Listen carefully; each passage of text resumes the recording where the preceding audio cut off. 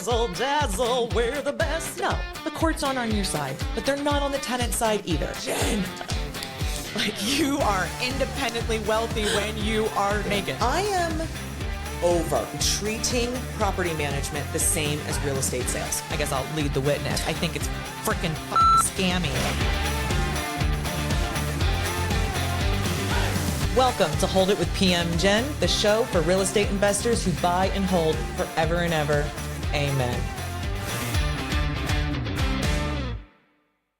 Welcome to Hold It with PM Jen, the show for buy and hold investors who buy, hold, and never ever sell. Today, I'm so excited because I'm actually obsessed with something kind of weird. I'm obsessed with the possibility of my own lack of ability to do something. I guess you call it incapacitation or death. And I'm fascinated and obsessed with it and preparing for it to make it easy for those who have to deal with it after I'm gone or not able to.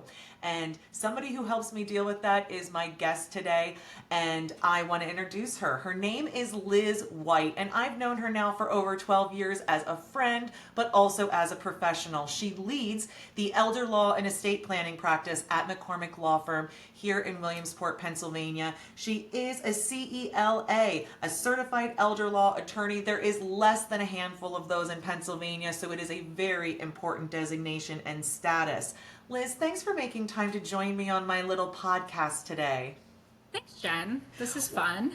Yeah, and I am so passionate about this because as a property manager, sometimes I'm called by investors who are doing fine and things are going well, but sometimes I'm called because somebody passed and now the family has these properties and they just have a really logistical problem. So I've seen it go different ways, and today's episode, I wanted to really grill you and get as much information as I can out of you for the listener who's going, okay, I'm going to pay a little bit of attention to this and think about it. So we're going to get started with the basics.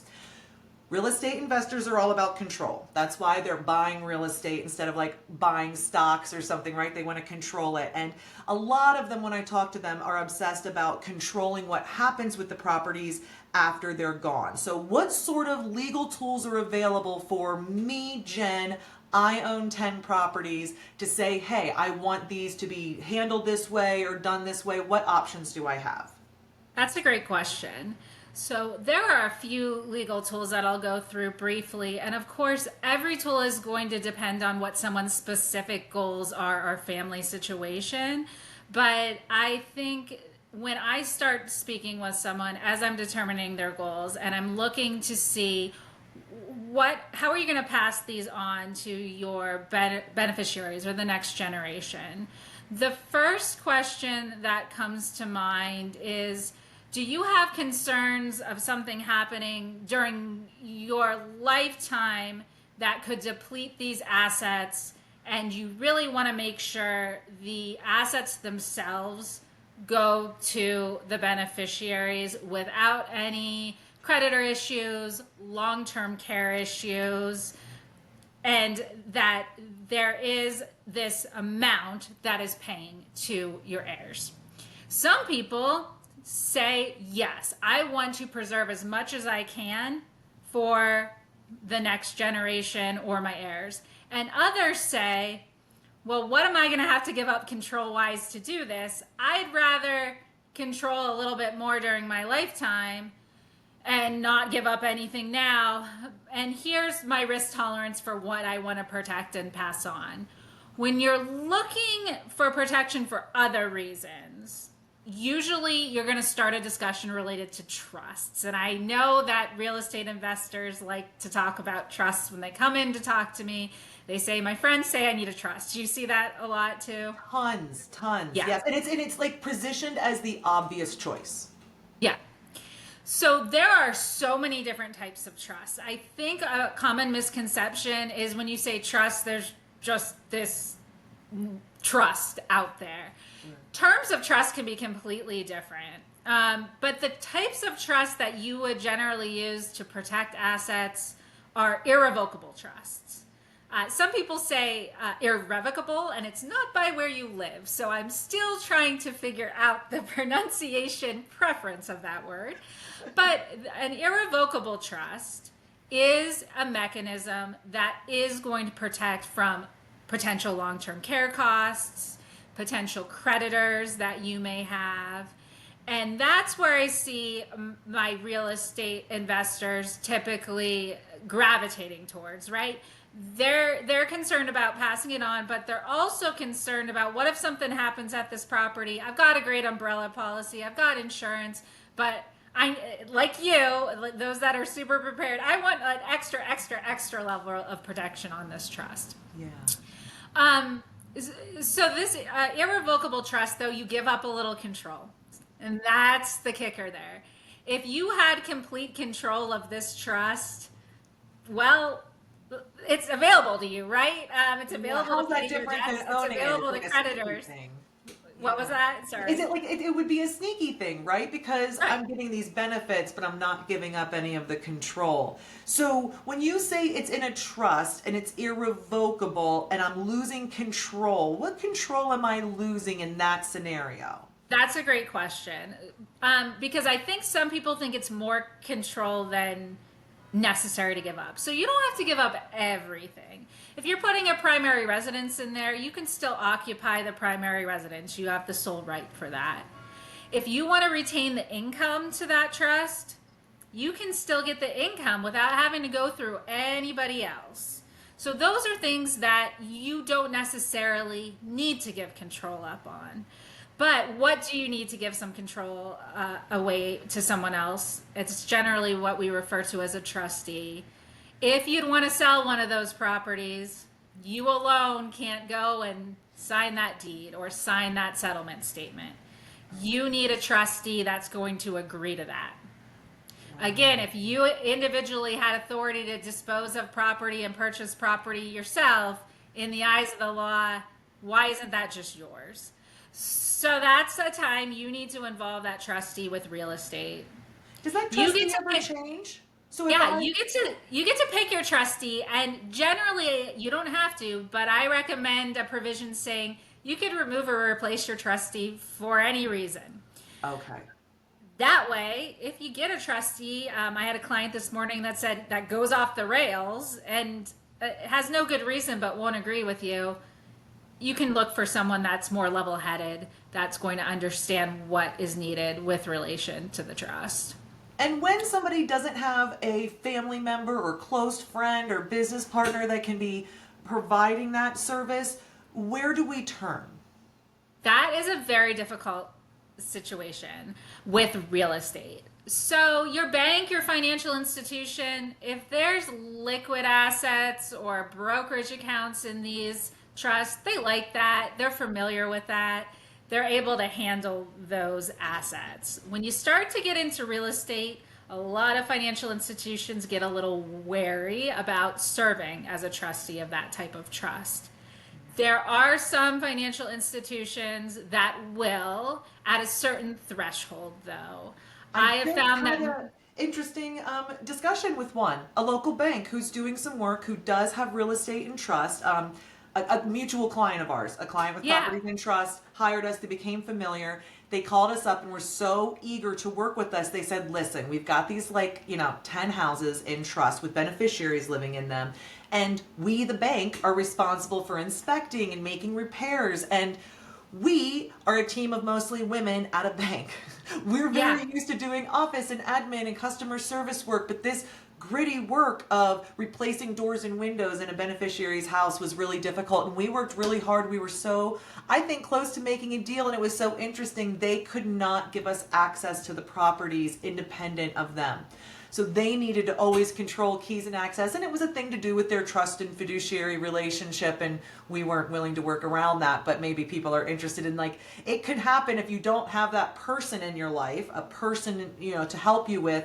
You could be working with an attorney, or could you work with an attorney or a bank in that role? And some attorneys will also do that. Generally, I won't do it if I'm the one that has prepared the documents or is giving ongoing advice related to the trust, because I feel there could be a conflict of interest if I'm serving in two separate positions. But some attorneys will, and banks definitely, depending on the level or what their internal will allow, will be able to do that. So if trusts are not what an investor's interested in, what other sorts of tools should they be talking about with their estate planner to execute what they want to happen? Yeah. So a will is a basic foundational document. And if you're not looking for additional protection during lifetime and you're not ready to give up that control, or you can't find that trustee that you trust to serve in that position, or you have assets outside of your real estate that you're willing to expose to certain risk, be it long-term care or potential creditors, at that point, you definitely, bare minimum, want a will. And a common misconception, I think, in Pennsylvania, number one, is if I don't have a will and I'm married and I have kids, I pass away, everything's going to go to my spouse. And that's not what happens. Wrong. I am involved in a lot of estate litigation or a lot of family disputes related to that singular issue. It happens all the time. In Pennsylvania, if you don't have a will and you're married and you have kids, the spouse gets the first $30,000 and then half of the rest, and the kids get the other half of what might be in your name. If it's a second marriage, it's split half and half. So if you have some assets in your name alone and you don't have a will, real estate, that's not guaranteed to go just to your spouse if you also have kids. Oh, wow. I didn't understand that it was quite so prescriptive. I thought it was like more like up in the air and it would have to be figured out. That was called probate. Yeah, so if you don't have a will, it's governed by what's called the PEF code in Pennsylvania through the intestate statute. And it's prescriptive as to who's living that's related to you and what shares they get of your estate. And there's no decision of that person after they've passed. Now, your will can say whatever you want. And that's the best part about a will, because if not, you're leaving it up to that statute in the Commonwealth of Pennsylvania to say where this real estate goes. Right. With a will, you can specify what you want to happen with real estate. Okay. Is there any concern investors should have? We use debt quite prolifically. Especially if you're at like our age, we're kind of in our middle ages, we're usually pretty highly leveraged if we're real estate investors. Should we be thinking about that in our estate planning? Is life insurance the answer, or do we need to really be concerned? Should we be thinking about that? That's a great question. I get that question a lot. Life insurance can be a great tool. Some people are really adverse to life insurance. I don't know if you see that, but I see that. So some of that depends on the amount of debt. Some of it depends on who you anticipate is going to receive this property, right? So if you and your will are going to provide what's called a specific devise, where you say, I specifically want Jen to get this complex when I pass away, but it has this mortgage associated with it. You can say, my other assets of my estate are going to pay off this mortgage, so it could affect other people. Or you could say, it's my intention that she take that with the mortgage, and I always recommend you talk to whoever you're giving that property to make sure they can do that. But that happens a lot, that someone will say, I want my son to get this. I know this is leveraged. It likely won't be paid off until I pass, but he has the financial capability to assume it, and I don't want it sold. I want to have him hold this. So I'm going to make him pay the mortgage and or assume the debt. Banks are usually pretty, they work really well generally with estates in those types of situations. Okay. And go from there. Even in some situations, banks will work as to making sure they know that person's going to get that property, so let's use this as collateral, even though they technically don't have the mortgage in their name anymore. Okay. When it can get difficult is if, for instance, you are over leveraged, so to say, to the point where you have assets going through your will, such as real estate, let's say, or we haven't touched on LLCs or businesses yet, but a business that's holding all of that real estate with debt that's very high.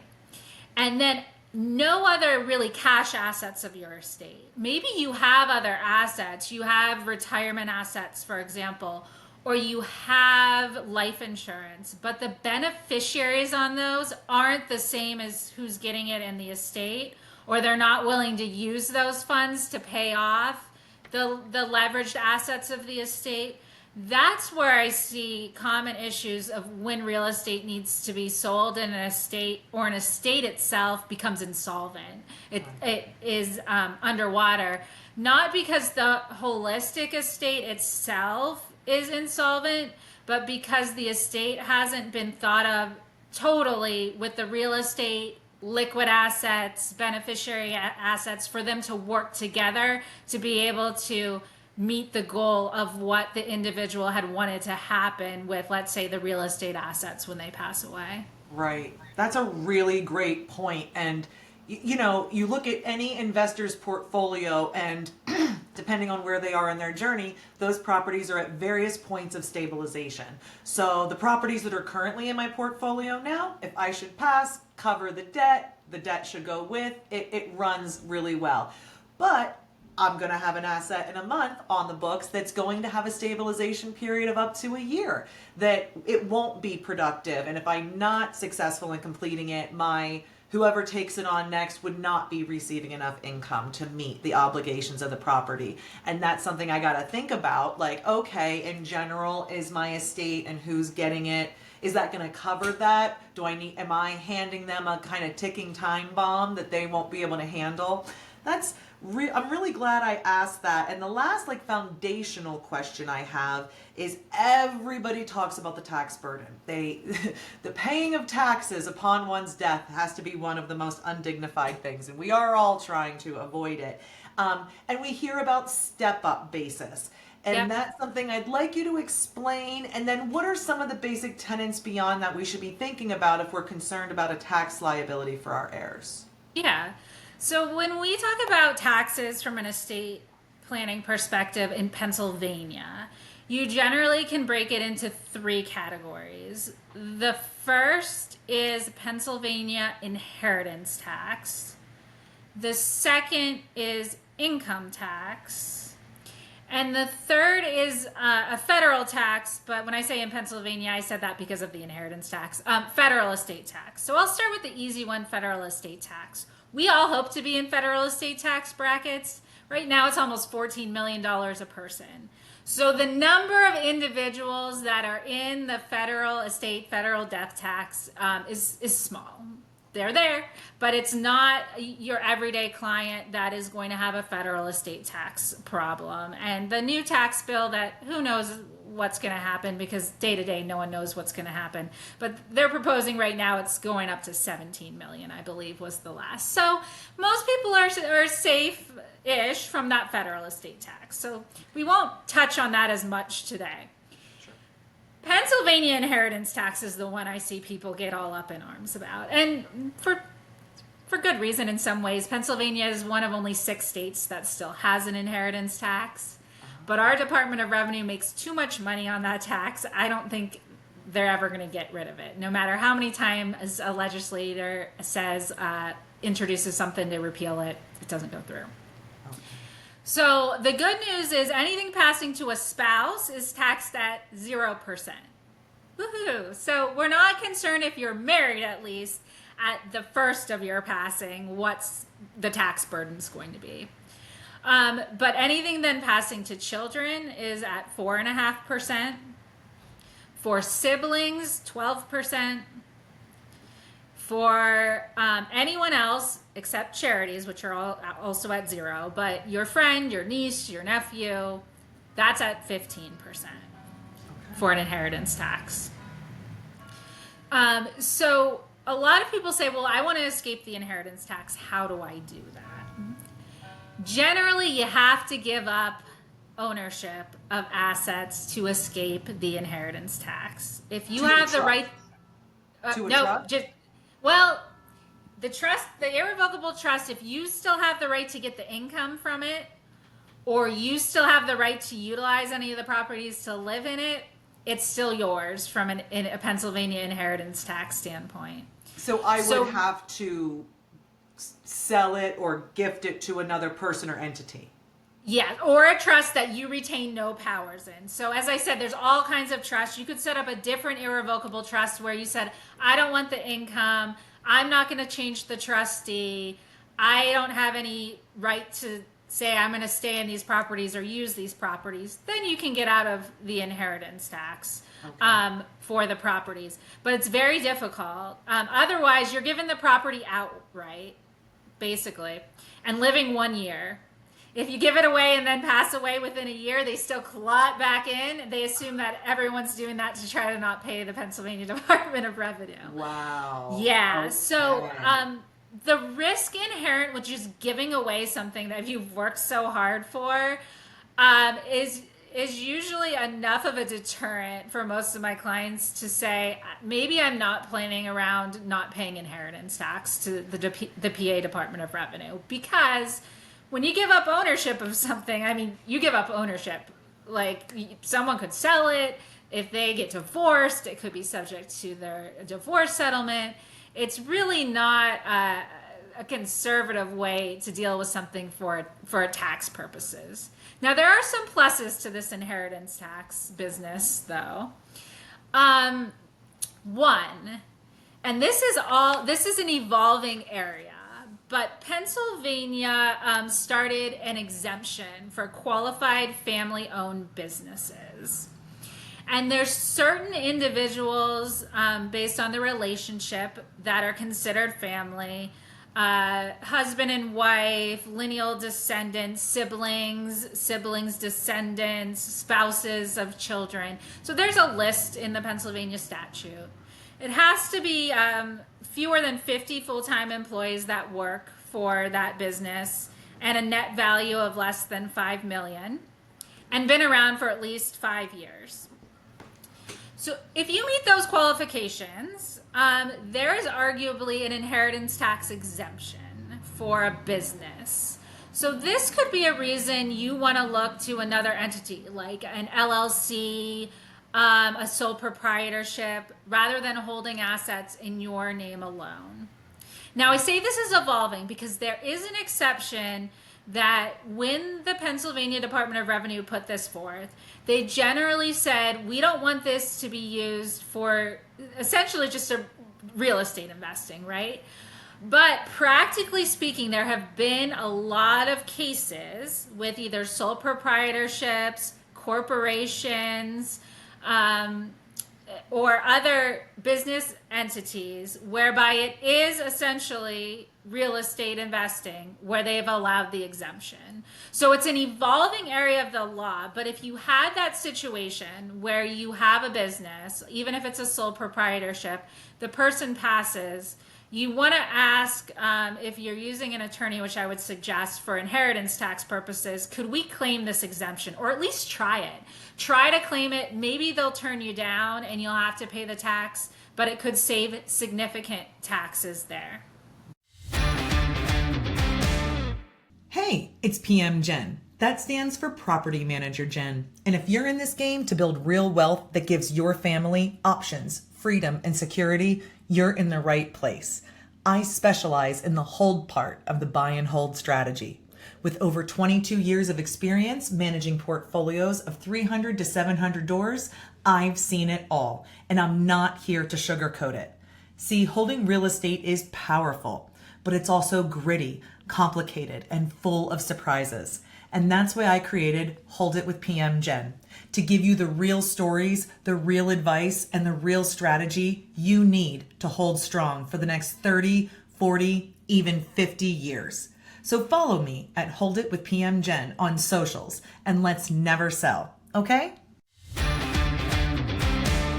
Very interesting. And maybe just from a practical standpoint, how are values of real estate determined at that point for the tax? So if I pass my properties I bought 30 years ago to my kids and they're going to pay 4.5%, is there an appraisal done?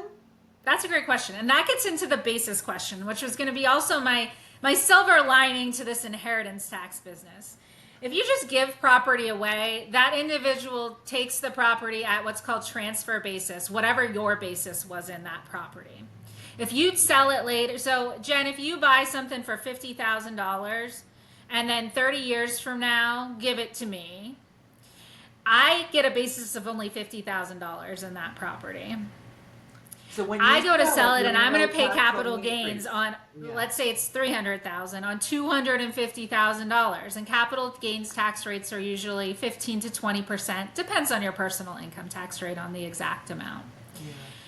But if you pass away with that property, either in the irrevocable trust that I spoke about earlier that you retain some control on, or in your will, or as part of a business that's in your estate, your heirs get a step up in basis for tax purposes on that property. And what that value is for basis purposes, how you value it, is generally one of three ways for Pennsylvania purposes. One is that you already knew, an appraisal. You can get an independent appraisal, generally not a CMA. CMAs give you some information, but you know, everybody has a reason with a CMA to try to get a different value on that. So you're laughing, yeah. So they're useful, but you want a third-party independent appraisal. Okay. The second is if it would be sold during the period of the estate administration, you can use the exact sale value as the value. Okay. And the third is the tax assessed value times a common level ratio factor. Because counties don't assess often, although I guess we're supposed to be getting an assessment here in 𝐬𝐻PJ County. I'm sure your clients are very excited about that, Jen. 2028, baby. The taxes Yeah. are changing. They don't like it when we say the taxes are going up. They want us to say they're changing. They're changing, right? So, but they don't, I mean, I don't know the last time there's been an assessment 20 years. countywide here. Yeah, it's been quite some time. So, and that's normal in all the counties in Pennsylvania. So each year in the end of June, the state sends out what's called a common level ratio factor chart. It's a numeral that you take and multiply by whatever's on your tax bill, and that's another way to value. This year in Lycoming, right now it's 2.04. So you take whatever value is on your tax bill, you essentially multiply it by 2.04, and that's another value available. Even with that 2.04, many times, if not most of the times, that's lower than the fair market value that you get with an appraisal. Not always, but Okay. I find it is quite often. Interesting. So those are your three options. So why might you pick one over the other? If you absolutely are saying, I'm not selling this property, I'm keeping this property, whether that be an investment property or a lot of times it's a family cabin or a lake house or something that you know is going to go on to the next generation and they're going to get a step up too, you usually want to use the lower value because then you're paying the inheritance tax at a lower value and you're not worried about a capital gain because you're not selling that property. Okay. If you think you're going to sell the property, after the estate administration process, you may or you likely want to get an appraisal because you want to make sure you're not going to pay capital gains on a larger amount by undervaluing it, especially if it's going to kids. 4.5% versus 15 or 20% of that amount, it's a no-brainer then to use that value. And if you're going to sell, then it's a wash if you sell it during estate administration because you report the same value you sell it for and you get your basis in that value. So there's no income tax implication.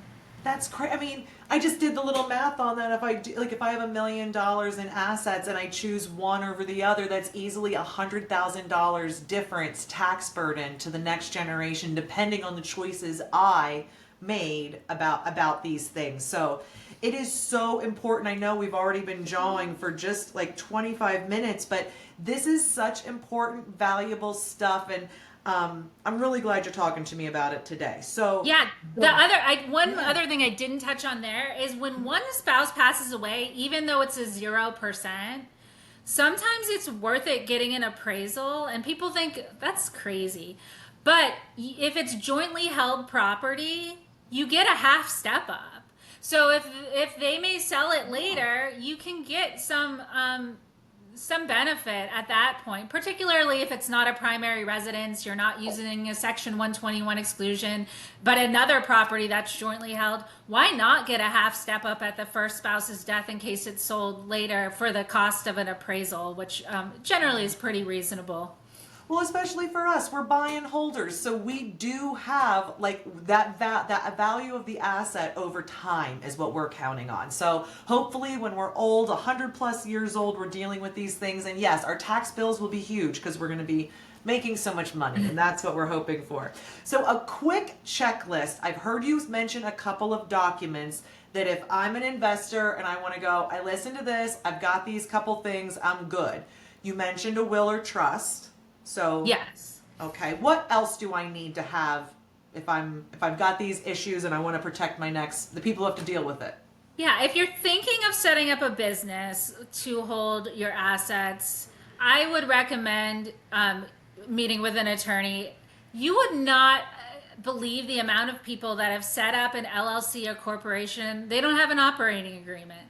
They don't have bylaws. They don't even know what well, I filed with the state. Okay, but who owns this?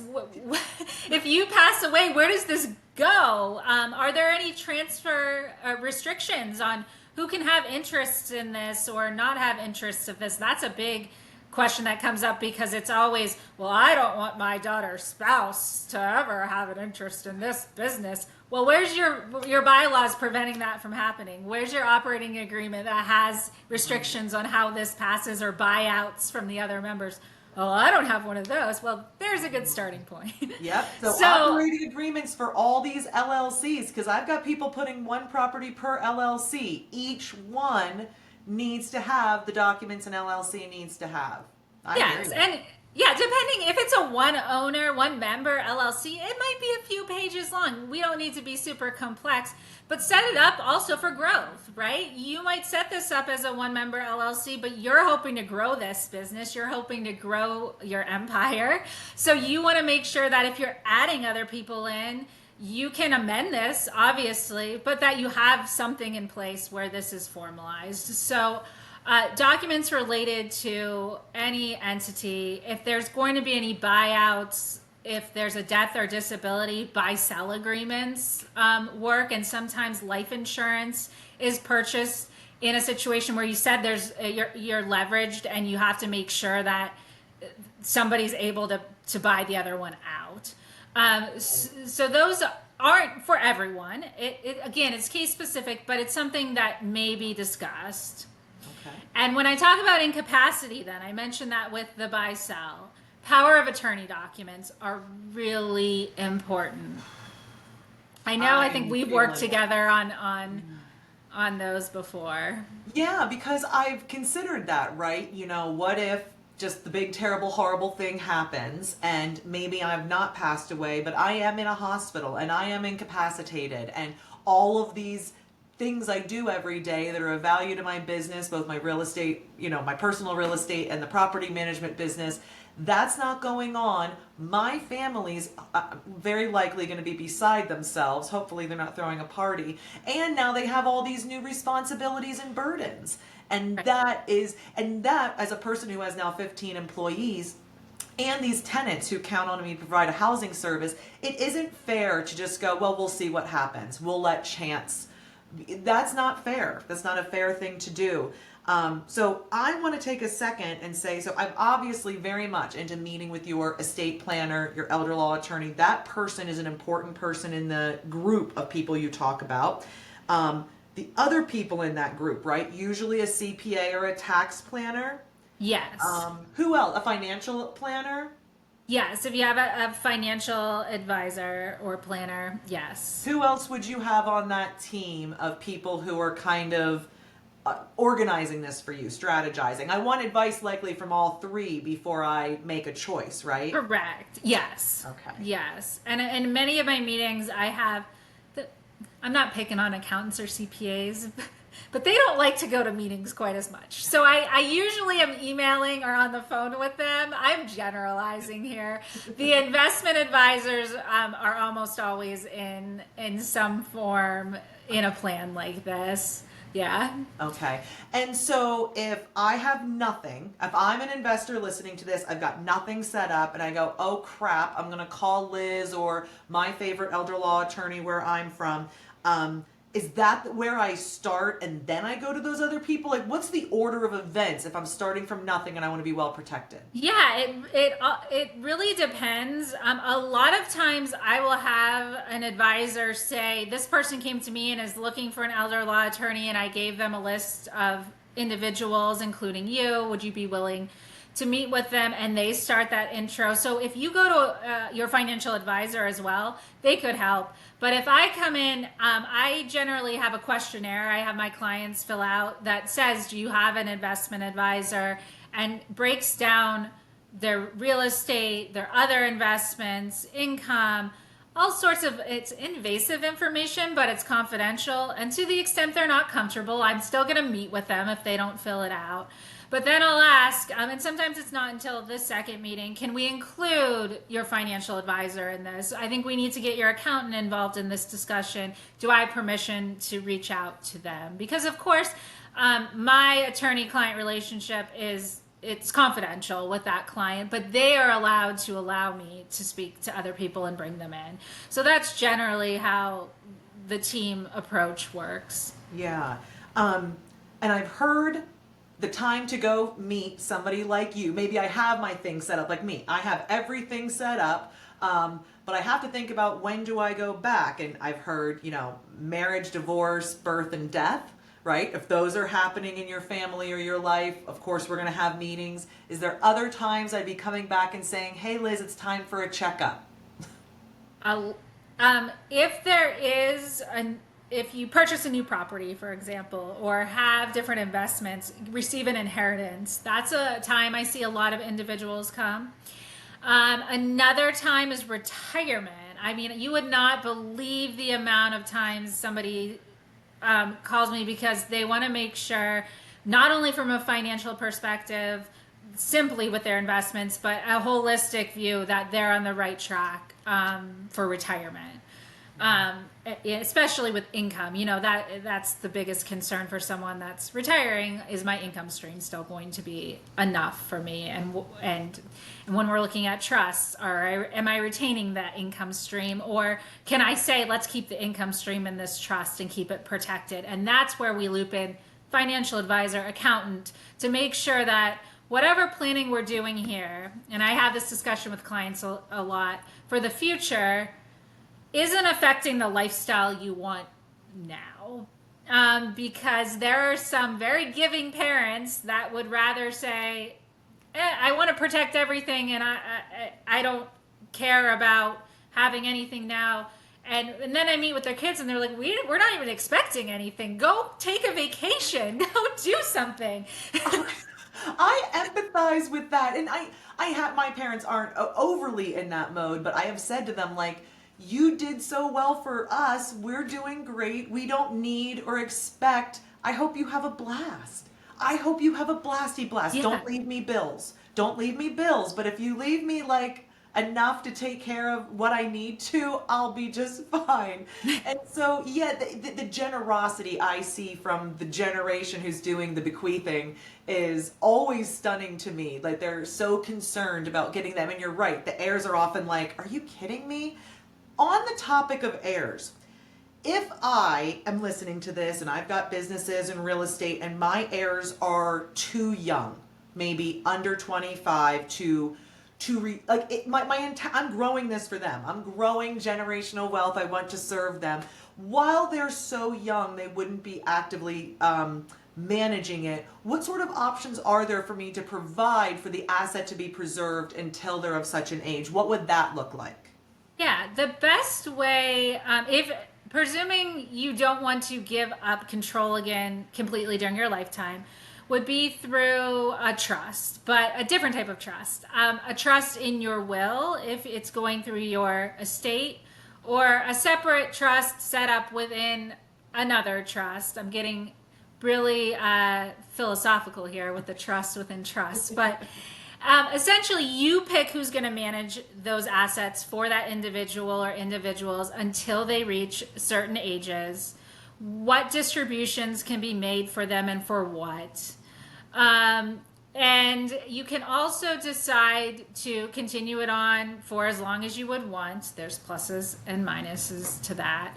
Give them things that they have to do before they would get the trust. That's always fun. So sometimes it's finish this college that I've paid 3 years for, and you better finish that last fourth year.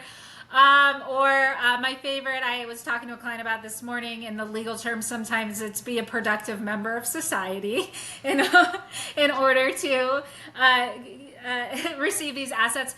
Because a lot of times my clients that have businesses or real estate investments, they've built that up themselves over time, and they see the hard work they had to put in there. They want to benefit their children or their heirs, but they also don't want to give them a handout. They want them to experience what they experienced, have a good work ethic, and they want to make sure that that's encompassed in this trust document to make sure that they are on their own 2 feet, working themselves, and this is sort of just an added bonus to their life, if that makes sense. I see the same thing all the time.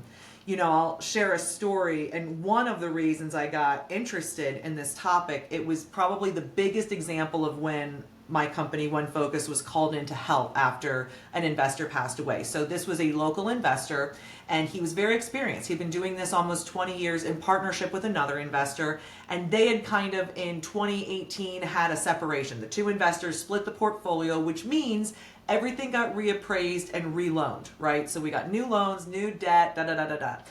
The fella I'm talking about, he got a pretty good appraisal. So he got some money in his pocket, you know, he was doing great, but he ran this portfolio of, say, 80 units on his own with the help of 2 people he paid kind of under the table. This is very conventional for the way real estate investors work. He was considered to be very successful as a real estate investor, and he was, but he was putting a lot of his blood, sweat, and tears in. Anyway, he's in his early to mid 50s, and he had one of these unfortunate things where he had a bellyache on Monday and he was dead on Thursday. So you can just imagine, you know, he has 2 minor children in a marriage that wasn't the marriage he was currently in. So we've got some dynamics there. And he passed away at probably one of the worst times in his debt and equity structure.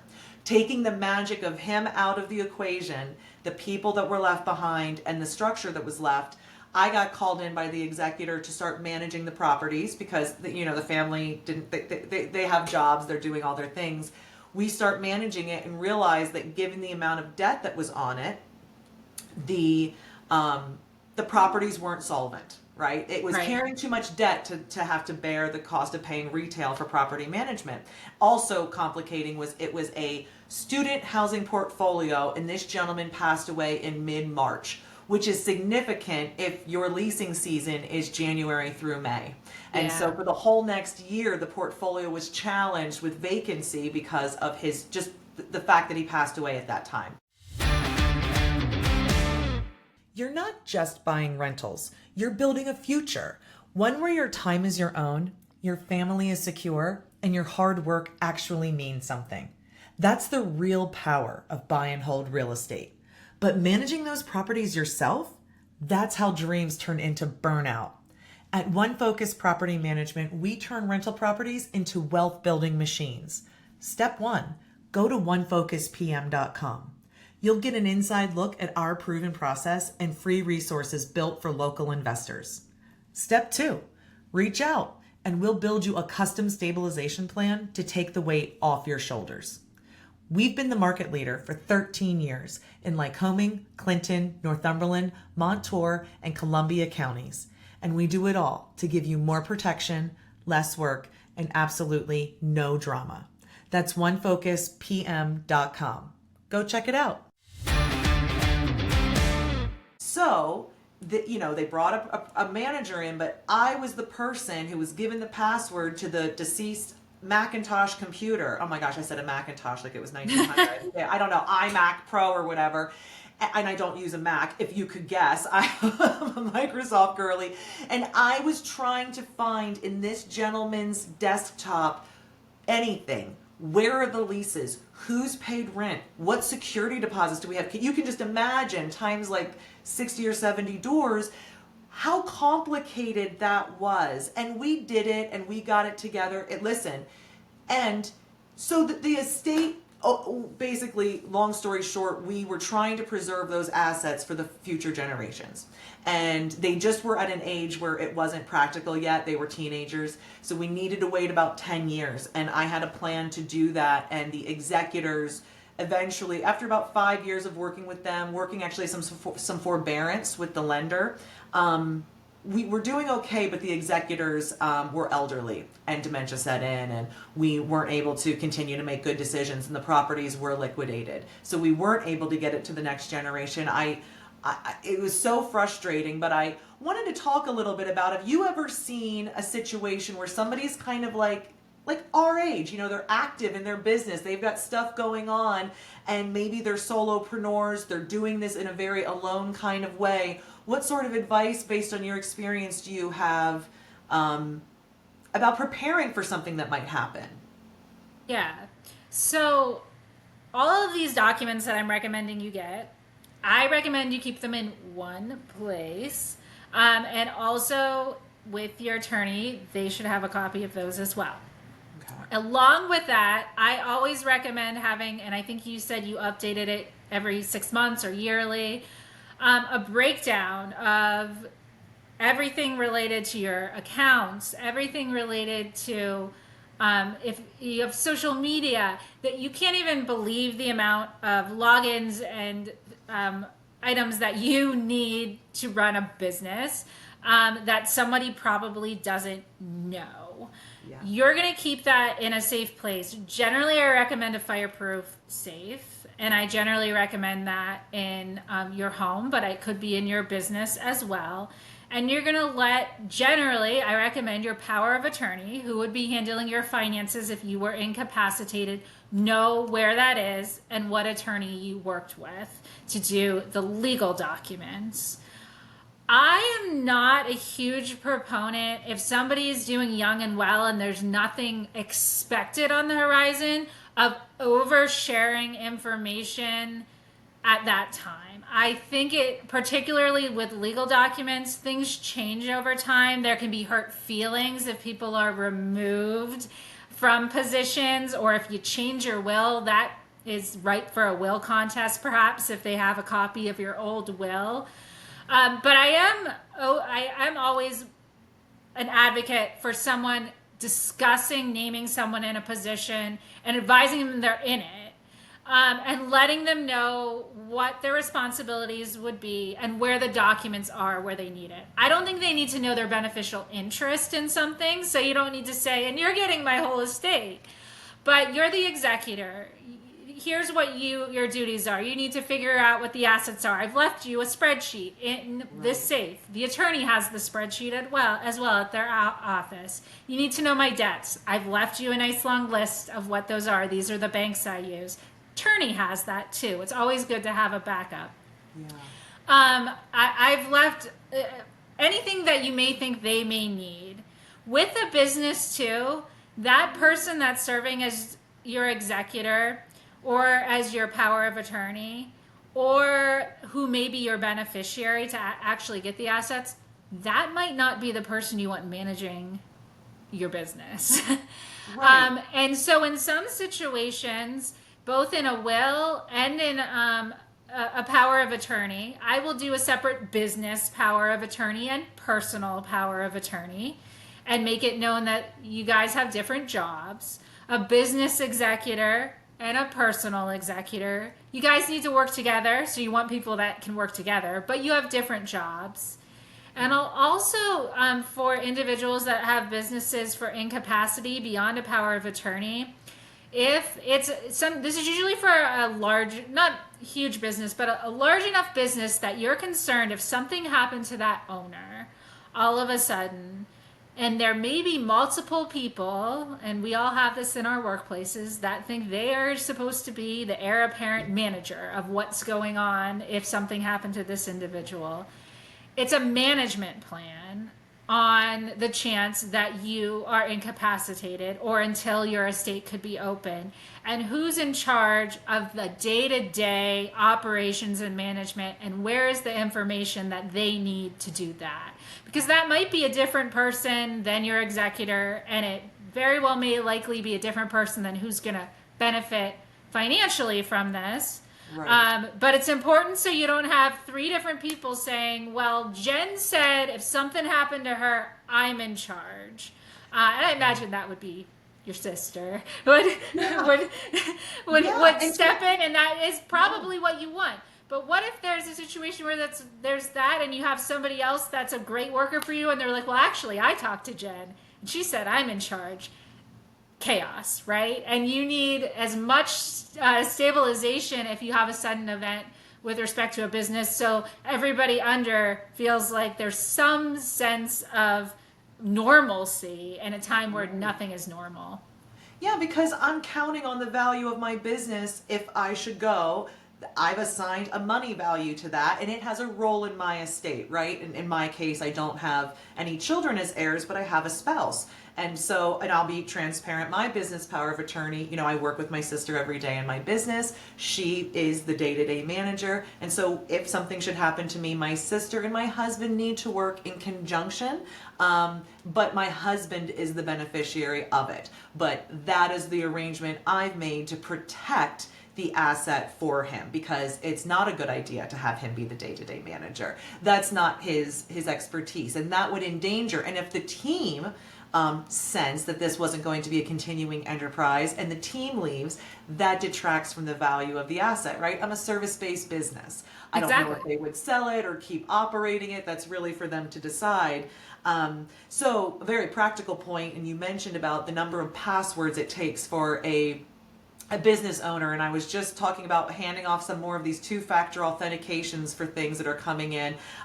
We use a password manager, and I think that's probably, and I'm diligent about my password manager and keeping it clean and using it exclusively, and I've been able to set up a legacy system where I've told the password manager how to handle my death. I've already identified the people, almost like a beneficiary on a life insurance policy.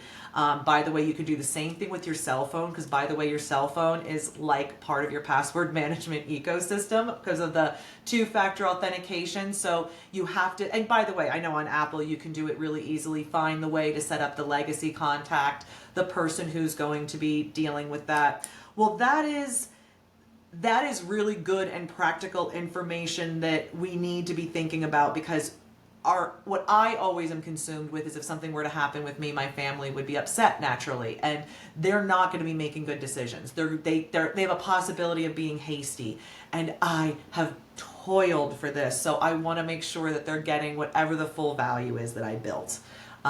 Maybe you could share, is there any experience you have where family members are in a period of emotional vulnerability and getting new duties and new challenges? Every day.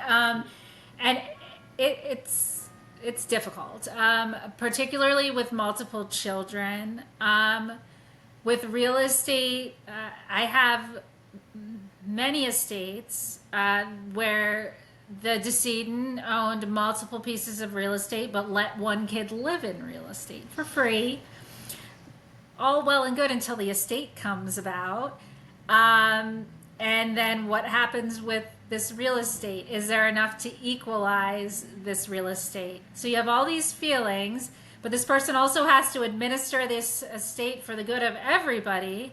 That happens more than you would expect.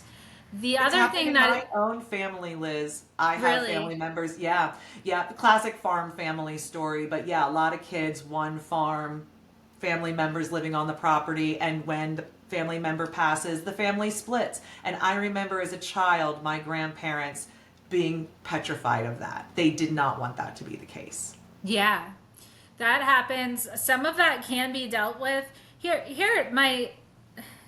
A lot of it, I think we started with the one reason and I think we did this before we started talking, we were just chatting before. Why don't people come to That is do my this next type of question. planning? Why Yeah, are people so that not kind of lining goes up into to what quote? you were just saying, because the first I said is people get scared about fees, I think. And you hear, and sometimes I think they're quite inflated, but some attorneys do charge different fees. There's not a standard fee schedule, so to say.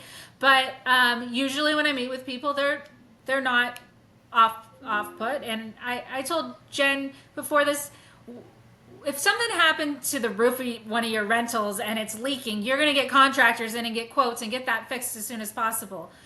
You get quotes from estate planning attorneys. You might have to meet with them. Generally, I won't give someone a quote until I meet with them because I don't know exactly what I need to do for them. Just like if you have a project, you don't know exactly what it's going to be. You can give an estimate, but they're scared of that. So people don't do it for that reason, which is silly. Leading into the second, the less you plan and prepare, the more you're putting on your family or your friend or the bank or whoever you're naming to handle these things, either as executor or trustee when you pass away. And in many situations, particularly with family and naming one child when there's multiple children and there's known issues, to me, you're kicking the can down the road, and I'm just going to be honest, it's being selfish because you are escaping the drama, but you're putting it all on that kid that you're naming in that position. And it causes not only hard feelings amongst the siblings that could have maybe been addressed during lifetime, but then I see more often than not in the grief process, that child who has to make these hard decisions or be the bad guy or deal with the mess, even if it's not infighting, just a mess, having to grieve, but also being mad, like just mad at their parents for putting them in this situation. Parents didn't want to do it because they know it's a mess or it could be a mess and they just don't want to think about it. And someone else will figure this out. Well, think about that someone else and think about if you were put in that position. The clients that come in and are really proactive that I have usually are people that were put in that position and say, I'm never doing that to anybody else ever in my life. I want to make sure this isn't... Ding, ding, ding. I'm just connecting the story I told you about my family farm and my preoccupation with my death and passing. I think I've made a real aha moment here. Yeah. I saw the trauma has been absorbed by you and you wanted to make sure to stop that. You're going to stop it. So that's the second reason, that they know things could be a little bit messy. They know they have to make some hard decisions. Sometimes equal isn't always, or fair isn't always equal, right? So there may need to be some hard decisions made and they want to put that off. But by putting it off, you're putting your family or somebody else in a difficult spot. And then the third is just superstition, to be honest. I have some clients that are like, if I sign this will, I'm going to walk out of here and I'm going to die today. Like they think that by doing it, it becomes real to them. And I am not... into witchcraft, so I can't do that to you. I'm not going to do that. But there is a good amount of people that are superstitious about it for whatever reason, and usually they don't have an exact example. It's not like, oh, mom signed this and then died. I never get one of those. It's just a nebulous idea. I don't even know a movie where that's happened. So I don't either. That would be really irresponsible to put that out. That's so when I think about that, I talk to people all the time. I'm referring people like you because my clients are presenting questions and concerns and I'm like, oh, you need this. Like you need to address that with them. And they're afraid of it. You're so right. They're even scared to call and get a quote. And it's unlike, we have no fear about calling and getting a quote to have the tires replaced on our car, right? Or the roof replaced on our property. But we have a little bit of maybe like, maybe it's class, like the attorney is of this higher class and we know it can potentially be expensive and we don't want to be embarrassed. But whatever it is, we need to get over it and get that knowledge, right? Does it cost $20, 200, 2,000, 20,000, 200,000. It's a data point, right? Whatever it costs, and then what value I get for that. And that's the other thing we don't know and are afraid to even talk about. And it's just what you described. I had intentions of it going this way. I had intentions of it benefiting my family this way, and then it did not. And I think about, what if the gentleman I described, the story where he passed in his 50s unexpectedly, and the estate was really insolvent as a result? What would one insurance policy have done? What if he had worked through the realities of, if something happened, how would this be run? What would be required? What will my family need to preserve this legacy? And this was a family legacy, multi-generations of kind of real estate work. What would that have looked like? And I wish that for that family. I want to go back in time and put that in place for them. And so, I want to encourage people, if you're thinking about this today, I want to be really clear. Liz, if I make a call or send an email to you and go, hey, Liz, I'm an investor. I have these concerns. I need to get something set up. Is it a 10-minute phone call? And then I can maybe hear it's going to be about X amount to put these tools in place to do this for you. Like, what can I expect in terms of the exchange? You don't have to tell me numbers. But what do you need for me to give me that estimate so I can have that data point? Usually I have a 45-minute to 1 hour appointment. And generally, if it's simply for the type of planning we're talking about, estate planning, there's not an upfront cost to that. It's an information gathering thing. And then I would give the amount at the end of that appointment. And I'm very honest, if I'm like, if they're between two things and they don't know, I give a range. It could be this to this, but you have an idea of what it's going to be at that point.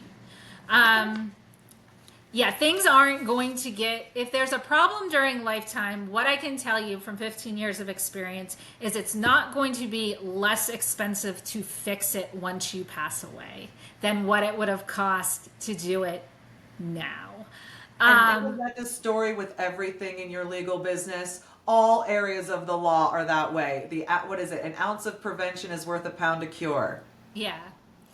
So, I hear it all the time. I would have wanted it to go this way. Or that when you mention minors, who's managing that for the minors?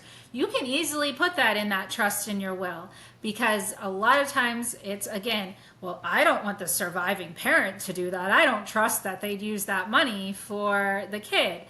Okay, great. Well, name the aunt or uncle, name a bank, name a close friend. You have the decision in that then. But if you just leave it to, I'm not saying anything about this in a will, and there's a minor, generally someone has to go to court and petition to accept the assets for the minor. And you have no control of who's going to petition, or if there's going to be multiple people fighting over this. So that's an example of one will, not very expensive, versus court proceedings involving minors with multiple people fighting, thousands and thousands of dollars, and again, the grief and in an already stressful time, and you're involving minors. So when you mention minors, that's a great example of a simple thing to fix that. the money is lost and the relationships get lost. Yes. That's the truth of the matter. So if I'm looking for an elder law attorney,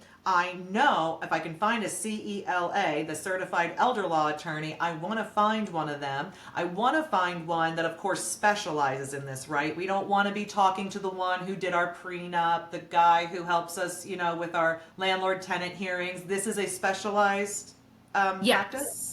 Yeah, Okay. so there's a test, and the common misconception is when it says elder, I only deal with a certain age. It deals with complex estate planning and tax planning in this area of the law too. It's simply the name of the designation, but I do specialize in that type of law as well. Sure. And then we want to look for somebody who not only does the planning but does litigation work. So like I've met elder law attorneys who really specialize in what I would call like almost like the Jiffy Lube version. You come in, you get your basic couple docs, and we put you out, but maybe they don't do much courtroom time. Right. And that might be right for somebody with a certain thing, but listeners of this show have businesses, have investments. They are a little bit more complex. So we'd want to look for somebody who's done litigation work. I think that's super important. Anything Yes. else you would look for or a red flag that you would throw up if I'm starting to talk to someone that maybe I'm not talking to the right person for me, or I should question it? Yeah, so with respect to particularly powers of attorney for finances, there's a lot that you can include or not include in that document, particularly as you age. And if somebody isn't asking you more than one or two questions as to your documents, that's a red flag to me. If they are just saying, who do you want? Okay. And red flag. A second would be if they're not reviewing the documents before you sign them to your comfort level. Now, everyone's comfort level is going to be different. We got our engineers here where I have to email that in advance, and I get 4 pages of questions about every legal word in there. And I get it. They're engineers, right? So that's their comfort level. Then I have the laid back clients. They want me to explain it in their language, but they don't want me to go through it line by line, but they want an explanation. If somebody's just sitting you down and saying, sign here, sign here, sign here, that's a red flag to me generally, because you should know what you're signing to some degree, to your comfort level to some degree. And I don't think anyone's comfort level is just sign. Okay. And I hear it. In my business, it's weird how many people just sign anything that's put in front of them. I mean, Yeah. all we do is do contracts all day long, tenants, manager agreements, vendors, and nobody's reading anything. It's the trope in my business. What does your lease say? You know, see, what happens here? I go, what does your lease say? And they go, how would I know? I'm like, well, At least they have a lease, maybe. exactly, they do. So when I talk to people about finding professionals for real estate investors, I talk about finding people who have real estate specific experience. Is there a reason to be looking for that in my estate planning attorney? Or is that really wrapped up in everything else you do? There can be. A lot of it is wrapped up in what I do. The nice thing about the office environment I'm in is we have 15 attorneys and we all have different practice areas. If I feel like there's a real estate issue that's a little outside of my scope and could impact an estate, I have 3 real estate attorneys right down the hall, and I just go and ask them, and they are experts in that area and knowledgeable in that area, so they give me what I need to complete it. So that's another benefit of my firm. Most of it can be dealt with, but there sometimes are very specific questions that I'm like, I want to just get a second opinion on this from someone that deals specifically in real estate day in, day out. Yeah, there are definitely, I have several attorneys and some of them are one-man bands, but the ones I get some of the most value with are at firms like yours where they have access to other practice areas. So I appreciate that. Wrapping up today, if I'm still reluctant, I'm not ready to meet with an attorney, but I'm interested in this kind of thing and I want to start learning. Are there any books, other podcasts, websites, softwares, anything that you would recommend that I check into as the next step in my learning journey? Yeah, so more from the elder law perspective, but it talks a lot about trust to protect assets. The 𝐃𝐨𝐧'𝐭 designation comes from a organization called NELF, the National Elder Law Foundation. They have a website that has a lot of literature related to planning for potential long-term care costs. Another is PELA, Pennsylvania Elder Law Attorneys. There's information on their website with respect to that. I hesitate to suggest news articles. Some of them are on point, and I read a lot of them because with the way that AI works now and how it picks what it gives you, it's always giving me things from Forbes or other national publications. Some of them are on point. Some of them are so generalized for the United States that a lot of it isn't applicable specifically to Pennsylvania. So as a quick one, revocable living trust. There are uses for revocable living trusts, different type of trusts I didn't touch on, but they're not asset protection. They're not going to protect your assets at all.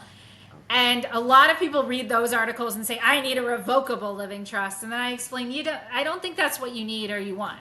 So I hesitate. I think they're good starting points, but to be a little understanding that information is very generalized. And if you come to me and I give you a different take, I'm not lying to you. I'm just giving you more specifics as to Pennsylvania. But those two websites are good. I'm trying to think of other periodicals, but I can't think of any off of the top of my head. As I said, I think there are some good general internet articles if you don't take them word for word and take them in a general sense of, oh, yeah, I need to do some estate planning and these are some options.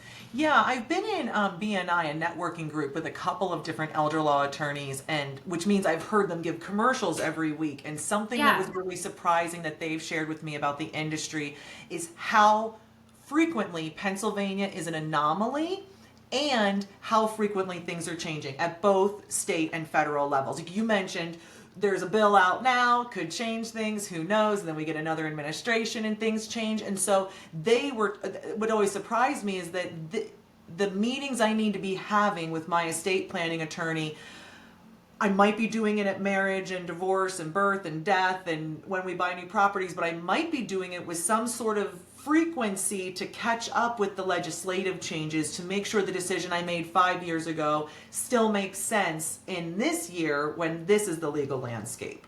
So that is, I'm really glad you reminded me of that. And so let's say we've got all of our bravery together and we're ready and we just love listening to Liz because she's such a good professional. How do people reach out to you to start that conversation, ask questions or whatnot? What would you like them to know about you? Yes, so you would call my office. Many times I'm not generally in podcasts. Thanks, Jen. This is a fun change to the afternoon. But I am either in court or appointments almost all day. But I'm with other clients. So it shows that I'm meeting with you, but also that I'm not by my telephone all day.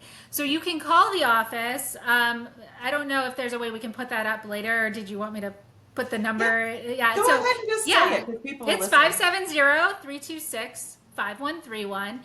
But if I'm not available, I have wonderful assistant and paralegal, Christy and Ashley, and they will take down your information. If you're ready to schedule that initial appointment, they will get you a time that's convenient for us. I do Zoom as well. I will do phone, but I prefer Zoom or in person. A lot of these conversations can be difficult conversations, and it is more comfortable usually for all involved if there's some face-to-face. But to each their own. I will do phone. They'll schedule that consult, and then we would go from there. Yeah, and she's at McCormick Law Firm here at, am I right, 840 West 4th Street in Williamsport, Pennsylvania. Do I have that right? 840? 845. Very 845. Close. Yeah. Well, it's a landmark property, so I like to know the addresses of the landmark properties. So we have a big building that kind of looks like a castle, if you're familiar with Williamsport, next to 𝐬𝐮𝐬𝐫𝐞. And it was built, I believe, in the 1860s. Yeah. We put 2 additions on. And it is a historic property. When did you all start? When did the law firm start? Around the same time in the 1860s, but we didn't start in this building. This was a gift to one of the lumber baron's daughter at her marriage. I think it was 2 houses she got, actually. This is one of them. The Emery White House, I believe, is what it's called. So cool. Thank you for spending so much time with me today, Liz. I really do appreciate it. Thanks, Jen. Oh my God, you guys are going to love this. Listen up. So we had a client who owned 6 or 7 units with us, and we live in a small town, and above the fold news story, they got arrested for shoplifting from a local grocery store many times, and one of the tenants in one of his units knew that was the owner of her building, and so she texted or called, and she goes, what's going to happen if he goes to jail? And you were not in the office. Jen and I were talking, and what are we going to tell her? And I go, well, we'll just ask Jen. We'll call her. And I said, Jenny, call the owner and ask him if he's going to jail. And you jokingly said, sure. Yeah. It was very much a joke. Like, yeah, call the owner and find out what happens if he goes to jail or She shop. did. Except the conversation just ended after the joke, and I guess like, we didn't. sure. And so That's what I heard. Jenny, who we call it? She puts on her little headset. Who we call it? And she calls this owner and she's like, how are you doing? We saw the news. Are you okay? Are you okay? And proceeds to say, your tenant wants to know what happens if you go to jail. And he assured us he wasn't going to jail. His lawyers are going to get him community service and fines and probation and the whole thing. But she will call anybody about anything. Absolutely. You have to be careful about what you tell her to call and tell, because she'll call anybody. I say it all the time. Jenny could call the gas company and shut the gas off at the White House. Like, Absolutely. she could yes. just talk her way Yeah. into getting whatever she wants. If you're serious about buy and hold investing, you need tools, not hype. I'm PM Jen, and at holditwithpmjen.com, I've got the real stuff. A full step-by-step video series on how to evict a tenant in Pennsylvania, my best tips and tricks, and updates on where I'm speaking next. You'll also be able to download your free 2025 no bullshit playbook for buying and holding rentals in North Central PA. This is a 20-page playbook full of information about how to succeed in my market. It is candid and real and written by me. This is the stuff no one else will tell you, because I actually do this work every day and I'm not shy about sharing what I know. So check it out at holditwithpmjen.com and follow me on all the socials. Let's buy and hold forever and ever. Amen.